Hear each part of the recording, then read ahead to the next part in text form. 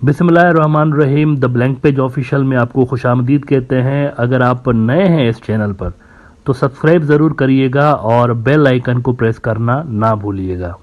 मित्रों, पिछले दिनों एक बड़े स्कैंडल ने इंडिया को हिला दिया था और वो स्कैंडल ये था कि DRDO, जो कि इंडिया के डिफेंस से रिलेटेड एक बड़ा इदारा है, बड़ा इंस्टीट्यूट है, इनके एक टॉप के ऑफिशियल जो कि डायरेक्टर की लेवल पर काम करते थे, इन्होंने एक पाकिस्तानी एजेंट को काफ़ी सारा सीक्रेट डेटा प्रोवाइड किया था, अग्नि मिसाइलों के हवाले से और रफ़ाइल के हवाले से और बहुत सारे इंडिया के जो डिफेंस के प्रोजेक्ट्स हैं उनके हवाले से डेटा पाकिस्तानी एजेंट को इन्होंने प्रोवाइड किया था। उनकी चैट भी लीक की गई थी, जो व्हाट्सएप की चैट उन्होंने की थी, हनी ट्रैप किए गए थे बेसिकली।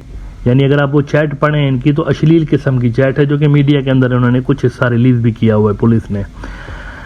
अब ये मामला अभी ठंडा हुआ ही नहीं था कि एक और बहुत बड़ा स्कैंडल सामने आ गया इसी तरह का, और अब इंडियन मीडिया ये इल्ज़ाम लगा रहा है कि जी ISI की किसी एजेंट ने मिनिस्ट्री ऑफ होम अफेयर्स के भी एक बंदे को झांसे में ले रखा था और वो उनको secret information, ministry of home affairs की सीक्रेट इन्फॉर्मेशन जो है वो लीक कर रहा था।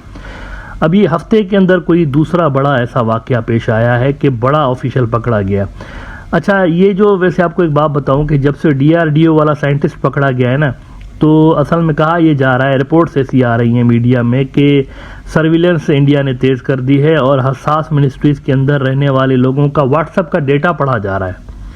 अक्सर आपने देखा होगा व्हाट्सएप में लिखा होता है एंड टू एंड इनक्रिप्टेड, यानी कि आपके अलावा कोई नहीं पढ़ सकता ये सारी जो चैट हो रही है, लेकिन ये सारा ढकोसला होता है, झूठ होता है। कोई ऑर्डिनरी कंपनी या ऑर्डिनरी स्पाई एजेंसी नहीं पढ़ सकती, लेकिन गवर्नमेंट के पास ये अथॉरिटी होती है कि वो ये डेटा पढ़ सके और वो पढ़ रहे होते हैं। सीक्रेट एजेंसीज जो होती हैं पढ़ रही होती हैं, ख़ासतौर पर जो लॉ इन्फोर्समेंट एजेंसीज से रिलेटेड मुद्दे होते हैं उस हवाले से इनको अथॉरिटी होती है कि वो ये सारी इन्फॉर्मेशन हासिल करें कि क्या बात हो रही है।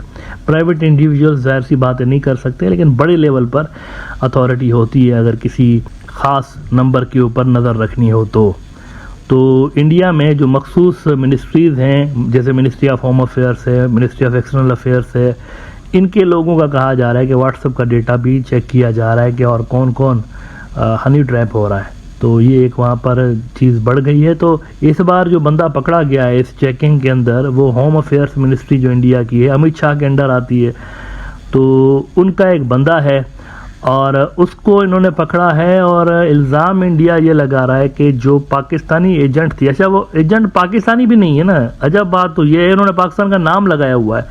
असल में जो बंदी इनको मामू बना के और इनसे डेटा ले रही थी वो असल में खुद को वेस्ट बंगाल की बता रही थी, अंजलि नाम है उसका। वेस्ट बंगाल की अंजलि इनको उल्लू बना रही थी और इंडिया का मीडिया और इंडिया की अथॉरिटीज़ ISI पे इल्ज़ाम लगा रहे हैं कि अंजलि जो वेस्ट बंगाल की हैं वो ही असल में ISI की एजेंट हैं।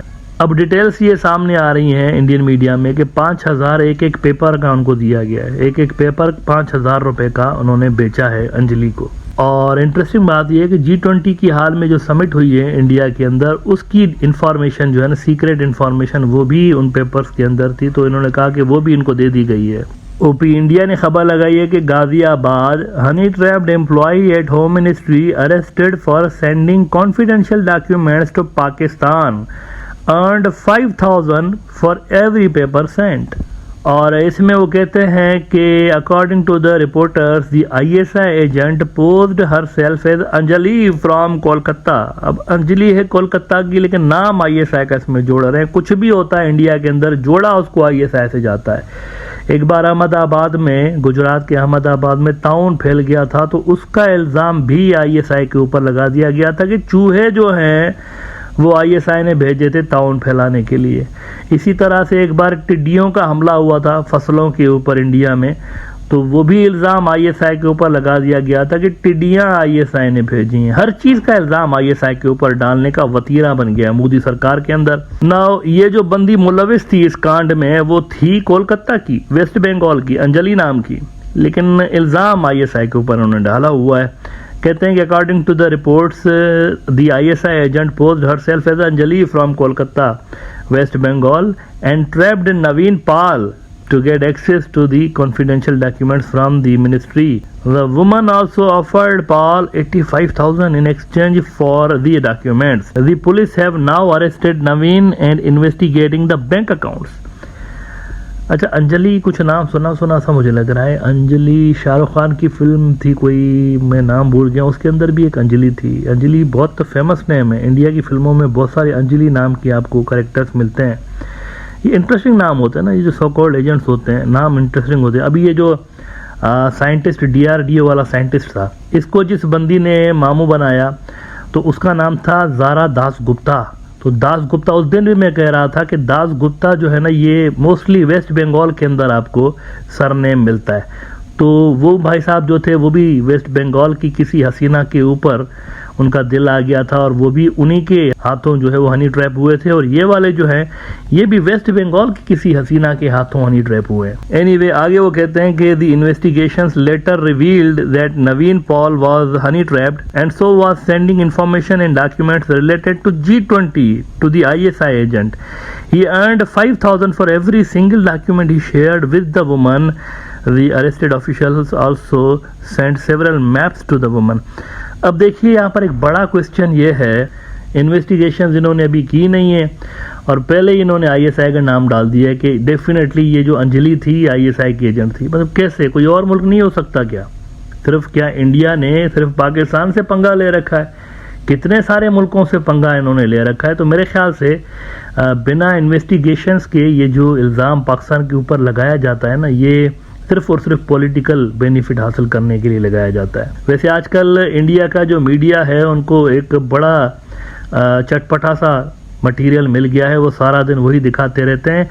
एक औरत है जो कि कहा जा रहा है कि पाकिस्तान से है, उनका नाम सीमा हैदर है और वो किसी छुआरे की शक्ल वाले बंदे से मिलने के लिए, लव मैरिज करने के लिए वो नेपाल से इंडिया पहुंची हैं और वो कह रही है मैं हिंदू धर्म स्वीकार किया 4 बच्चों समेत, मैं वापस पाकिस्तान नहीं जाऊंगी, ये उन्होंने कहा हुआ है।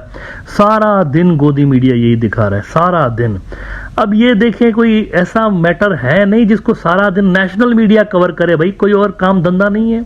और इनके ऊपर भी इल्ज़ाम ये लग रहा है कि ये भी कोई ISI की एजेंट हैं, पता नहीं। तो वहाँ पर भी ISI को घुसेड़ दिया गया है कि उन्होंने अपनी एजेंट जो है वो नेपाल से भेजी हुई है। लेकिन यहाँ पे डिस्कस करने का मुद्दा असल में इंडियन मीडिया के लिए ये था कि इतना आसान है इंडिया के अंदर घुस जाना। यूट्यूब से देखकर घुसी हैं ये इंडिया। यूट्यूब में उन्होंने देखा कि नेपाल से इंडिया कैसे मतलब आ सकते हैं और वो आ गए ही घुस के। इसका मतलब है कोई भी आ जा सकता है। तो फिर ये इतना बड़ा जो प्रोपेगेंडा किया जाता है पाकिस्तान के खिलाफ गोदी मीडिया के अंदर कि ये दहशतगर्द भेज रहे होते हैं कश्मीर के अंदर, उनको तो चुल्लू भर पानी में डूब मरना चाहिए। वो कहते हैं ना कि ये LOC के ऊपर हम जो है इतने बंदे मारते हैं रोजाना क्योंकि यहाँ से टेररिस्ट आते हैं। तो भाई अगर इतना ही आसान है कि ऑर्डिनरी कोई सिटीजन घुस के आ सकता है इंडिया, इतना ही अगर आसान है, आपके डिफेंसेस इतने ही वीक हैं नेपाल वाली साइड से, तो पाकिस्तान क्यों जोखम उठाएगा इतने सारे अपने बंदे मरवा के और कश्मीर के रास्ते वैली के अंदर बंदे भेजने के लिए? वो तो आसानी के साथ नेपाल से घुसवा सकते हैं।